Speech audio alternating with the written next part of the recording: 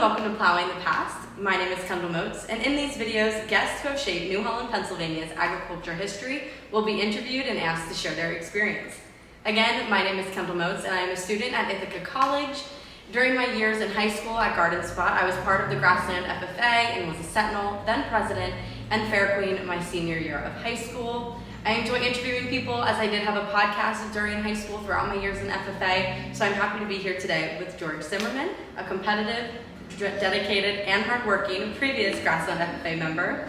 George went on to Penn State and University of Pennsylvania to become a veterinarian, and today we will be discussing his FFA, college, and career experience. So, George, what is your history? Tell us about what got you into going to high school, because I know you were the first boy in your family to go to high school. Well, I was the youngest of 4 children, and as I got close to high school age, it became evident that home farm was going to go to my oldest brother, and obviously that made me look for another career choice, but I was not thinking of being a veterinarian. But yeah, my sister, who was the second youngest, had sort of broken the ice and I kind of gone to Garden Spot.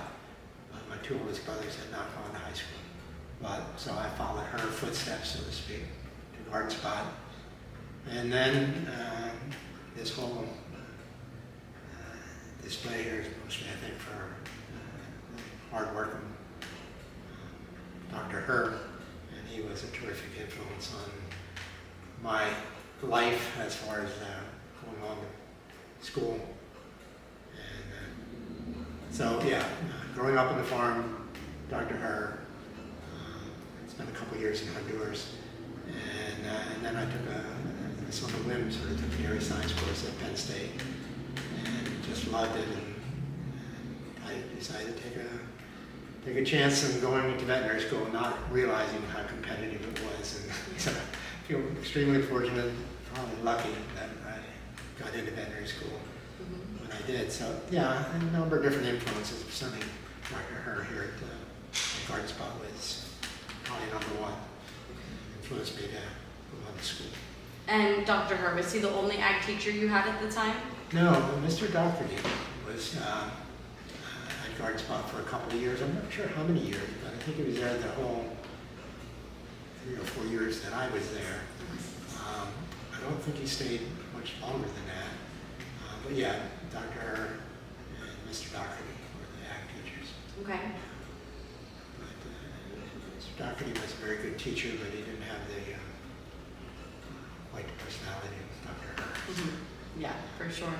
What were your interests when you were in high school? Was it always animals?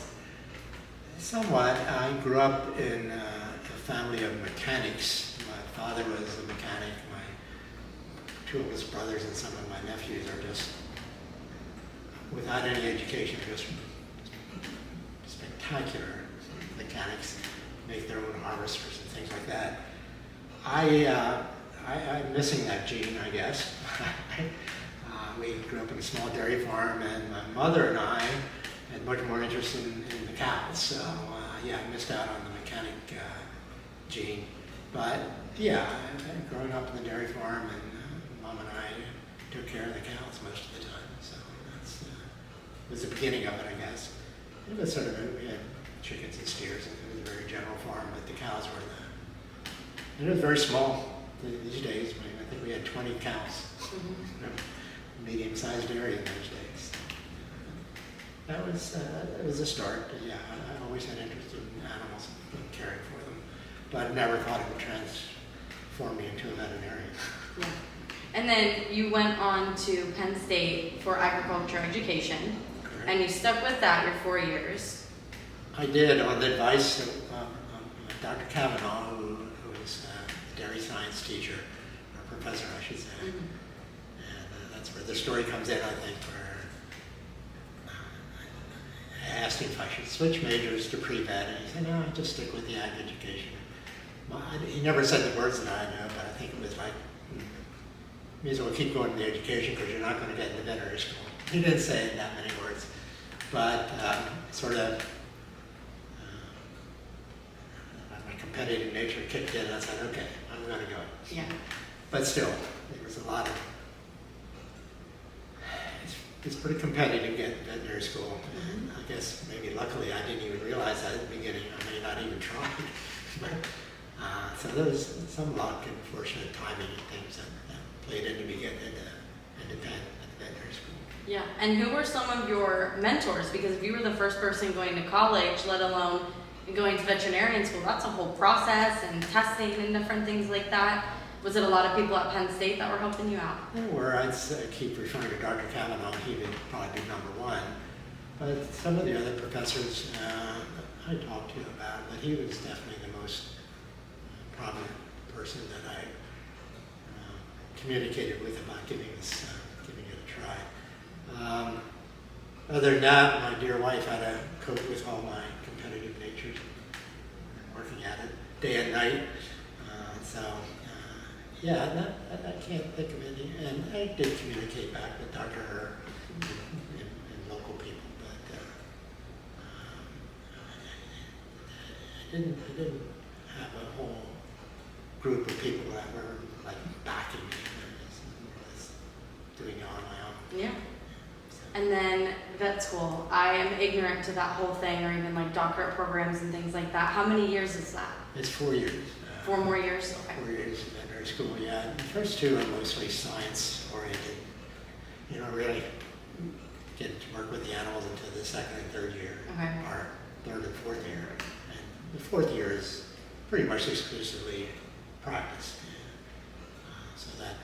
But yeah, it's 4 years. I think some of the veterinary schools now are trying to, there's a shortage of veterinarians, and I don't know if it's accomplished, but I think some of the veterinary schools are trying to reduce it to a 3-year program. Okay. But in those days it was 4, which is interesting. I applied to Cornell. Okay. Didn't get in, but that's in Ithaca. It's 3 years for this school year. It's right. It's a mile away. Yeah. Yeah, I visited a few times Cornell, but yeah, I didn't get into Cornell. I got into Penn. Yeah. But yeah, veterinary school is challenging. The science courses especially, a little story to tell there that is, I think it was I forget which chemistry course it was, but the professor was going on and on about something. At the end of the lecture, it was like, I didn't get a part of that. The point he was trying to make, and I'm pretty good friends with him, but it was our freshman year, and I said, Mr. Bob Neiswick, I said, Bob, what was he saying about this? And Mr. Neiswick repeated verbatim what the professor said without even looking at his notes, and I thought, I may not belong here. And this is your first year of vet school? Yeah, I couldn't believe it. But he and I became great friends. But he was, and I don't want to waste our time talking about Mr. Neiswick, but he was one of those guys when you went in to take an exam, and there's 20 questions on the exam or whatever, and you're working on question number 3, and he's walking out of the building. He was a remarkable person. Yeah. It's just probably the smartest person I ever knew. I didn't know it at the time when I first asked him that question, but yeah, it was so annoying. It's like, of course you're going to tell me exactly what the professor said. Yeah. Just didn't even look at his note, just repeated it. And just like, what? So it was an amazing time. But yeah, he was just an amazing person as far as intellectual ability. So that's what I had to compete with. That made me tone down my competitive nature because I knew I couldn't compete. You can't compete with him. No. Yeah. But no, it was a very nice person. What did your experience after vet school look like? Was it hard to find a job? Did that come easy? Did you come back to New Holland? I came back. Dr. Wenger had already started a clinic in Hinkletown near Ephrata, and he called me every week. And I'd gone, rode around with him a few times, so he knew me. He was our veterinarian on the farm, but he called me like every week. And so he offered me a job as I was coming out of school. Yeah, it's not hard to get a job. You can get a job just about anywhere. But I came back to work with him, and he pretty much turned over, it was a mixed practice, he did large and small. And he pretty much turned over the large animal practice to me. Is that what you wanted? Yeah, pretty much. Okay. Yeah, that's what I wanted. I helped out in the small animal clinic later, but as time went on, business-wise, he decided to sell the large animal part of it. He offered it to me, but I didn't know. Again, I wasn't sure I had the business ability to run it. So we sold it off, and I joined him in the small animal practice. So after 20 years of large animal, then I did almost 6 years of small animal after that. So yeah, went both ways. So I did miss the large animal a lot when we first stopped, but it was the right call. It's a pretty physical job. Yeah. So, and most times with the small animal with the emergency clinics, you didn't have to get up at 2 o'clock in the morning to go out and treat them. Yeah. I know even more convenient, but I enjoyed both of them. But yeah, it was a good thing. I did the large animal for 20 years. And like I said earlier, it's mostly dairy, but some horses, Amish and Mennonite horses, and then some backyard sheep and goats and pot-bellied pigs. And Whole bunch of things. Yeah. a bear one time. A bear? Yeah, I had a pet bear. Wow. It's not a story to tell, but I was called out to euthanize the bear because it was old and sickly. But it had was it large? Like it was a large pet bear? Sorry, this is just my own personal interest now, but I have to ask. Well, Now, the police were there, the Calico police, and they tranquilized the bear. And then, but yeah, it's oddball. you probably have a lot of oddball stories like that. Those are the ones, Yeah. those are the ones you remember, yeah. Now I know during your career you had a lot of garden spot students that would come and like shadow you or do internships with you. Can you tell us a little bit about that and how you kind of trained them or got them into veterinarian school, or not got them into veterinarian school, but got them to have that want to go or seal the deal with their interest? There were a number of students from Guard Spot, but Ephrata, probably had more students come down from Ephrata and Cocalico. Not all in ag program by any means. And I should have thought about this. There's 4 or 5 of them that went on the veterinary school. And the first one from Guard Spot, I think it's in our notes there, Lisa Zimmerman was from Guard Spot. And yeah, you can, I don't want to sound judgmental, but you can sort of tell from the start about their interest and of course just the ability. And I remember some of the students were there to play with the animals and things, and then time was up and they were ready to leave, but with her I remember she stayed around and helped with some emergency surgeries afterwards, and you could tell her she was really dedicated to the idea of going on to veterinary school.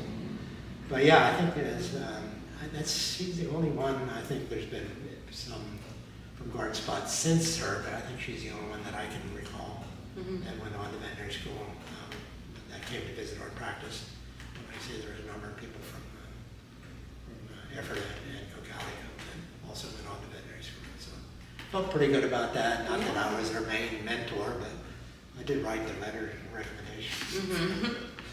So yeah, yeah, and you could, like I say, it sounds sort of judgmental, but you could often tell within a week or so that which ones were serious about it and which ones were just there for that to fulfill their requirements. But yeah, but Zimmerman was of course the name Zimmerman. Yeah, for sure. Now, do you keep in contact with any of those people that interned with you? I don't have any contact with Lisa. Am I saying her name right? I think that's yeah. What I'm saying. She communicated a long time with one of our technicians, and then I got sort of secondhand information about her time in school and whatnot. But there's a girl from Cocalico that is now studying for her, I can't even think of the word, to become certified as a surgeon. Oh, wow, okay. She went to Penn and then went on to North Carolina for a bunch of interns. So she stops by the clinic. Well, I'm not at the clinic anymore, but I talk to her a couple times a year. Mm-hmm. Yeah, so. Other than that, not too much. There's another girl that actually went into the dairy end of it. And she went up to British Columbia to practice. And she came back with talked several times, and the degree of technology in the dairy field these days, I couldn't even practice anymore. the ultrasounds and the pregnancy checking so different. thing, which was so different. I mean, she just told me that with the ultrasound, they not only can tell, obviously, if the animal's pregnant, but they can tell if there's twins, they can tell if it's a male or female calf. And she was working on a project which I find amazing, that I think with the ultrasound, somehow in utero detecting before the calf is born if that calf is going to be susceptible to pneumonia. Now, and then they would take steps after the calf is born. So it was just fascinating technology that we didn't have when I was doing dairy practice. Pregnancy checking, that almost was imagine palpation. So, I was interested to hear her stories. And she really concentrated on the calves, because I guess it's a huge practice in British Columbia. And I guess when she went there, they told her that one of their biggest problems is they have huge dairies and the calf, losing calves. And so she really dedicated herself to try to improve that. And she had numbers on how many calves they used to lose compared to after she had established some protocols and saved a lot of calves. Mm-hmm. A lot of them did really well. Okay. Yeah. And then what year did you retire then? A year and a half ago. So wow. A year and a half ago. And you were still doing large animal that whole time? No, I'm sorry. We did large animal for my first 20 years. I practiced a total of 46 years. Okay. So 20 years or 21 years in large animal, and the rest of the 46 years in small animal. So, in small animal, okay. Yeah. Now my nephew's farm is on the home farm where I grew up. So I still pretend I go down and do a little work on his cows. I think he just does it to entertain me. I still get to see some dairy cows on the home farm. Good. Now, as we're wrapping up our interview, was there anything that you wish I asked you that I hadn't already? I don't think so, no. I think we covered everything about FFA and your career and everything. Yeah, I probably didn't talk enough about that because it was definitely, like I said, probably the number one influence for me to decide to go on to school. The wrong choice of careers at first, but it got me going. You got it. Got in the right place eventually. Yeah. Yes. But yeah, it was. I mean, growing up, I didn't even know there was an ag program. Yeah. I went to a little one-room schoolhouse there by the Weaverland churches.